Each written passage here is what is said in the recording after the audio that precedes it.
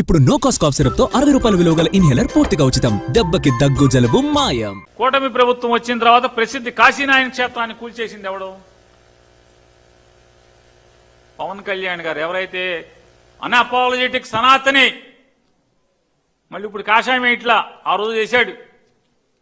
కాషాయం కొనసాగించాలి కదా పవన్ కళ్యాణ్ గారు. ఒకసారి వేసిన తర్వాత అంటే సాధువుగా మారతావు, మళ్ళీ వెంటనే పరిత్యజిస్తావు. అంటే బ్రహ్మచర్యాన్ని లేదా సాధుతత్వాన్ని, సంకల్పాన్ని వెంటనే ఎత్తుకుంటావు, దైవ సంకల్పాన్ని ఎత్తుకుంటావు, మత ప్రచారాన్ని, హైందవ తత్వాన్ని ప్రచారం చేయడానికి ఎత్తుకుంటావు, వేషం మారుస్తావు, గెటప్ మారుస్తావు, బట్టలు మారుస్తావు. మరి నీ శాఖ ఆధ్వర్యంలో కాశీనాయన క్షేత్రం, ప్రముఖ హైందవ క్షేత్రమైన కాశీనాయన క్షేత్రాన్ని మీ శాఖ అధికారులు నీ ఆదేశాలు లేకుండా కూలగొట్టారా? ముఖ్యమంత్రి గారి ఆదేశాలు లేకుండా కూలగొట్టారా? ఎవరిని నమ్మమంటారు? ఎవరిని నమ్మంటారు పవన్ కళ్యాణ్ గారు?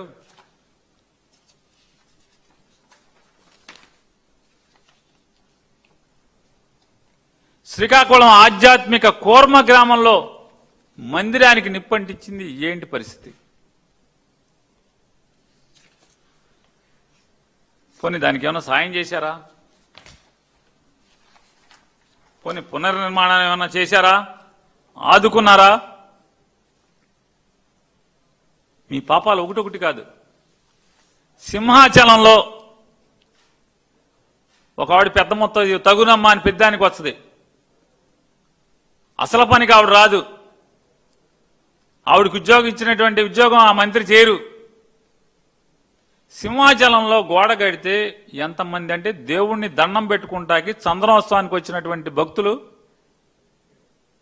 మీ పుణ్యం వల్ల మరణించారా, అసూలు బాచారా లేదా?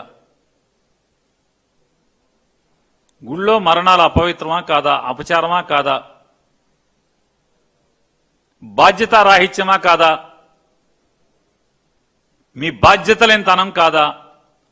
దేవుడంటే భక్తి లేని తత్వం కాదా?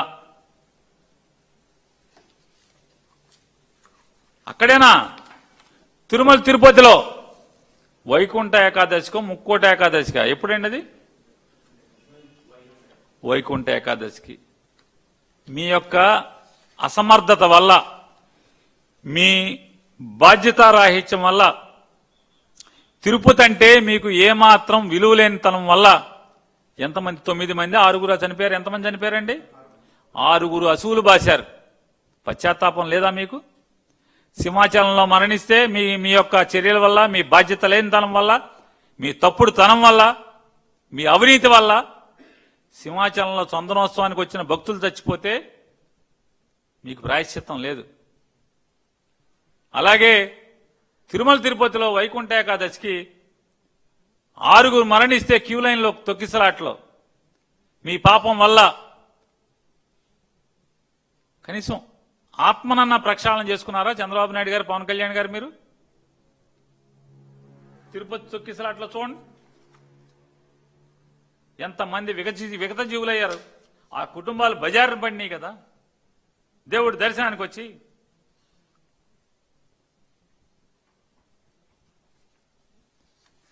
ఇది చూడండి, టీడీపీ ఎమ్మెల్యే పులివర్తి నాని అనుచరుడు కిషోర్ రెడ్డి ప్రోద్బలంతో అర్ధరాత్రి విధ్వంసకాండ. ఆలయాన్ని నెట్టా కూల చేశారు చూడండి.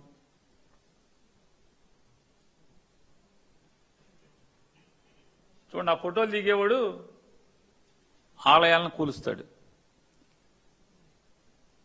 పాత రోజుల్లో అంటే వెనకటికి మీరు చెప్పేటువంటి హిందూ మతం కానిటువంటి వాళ్ళు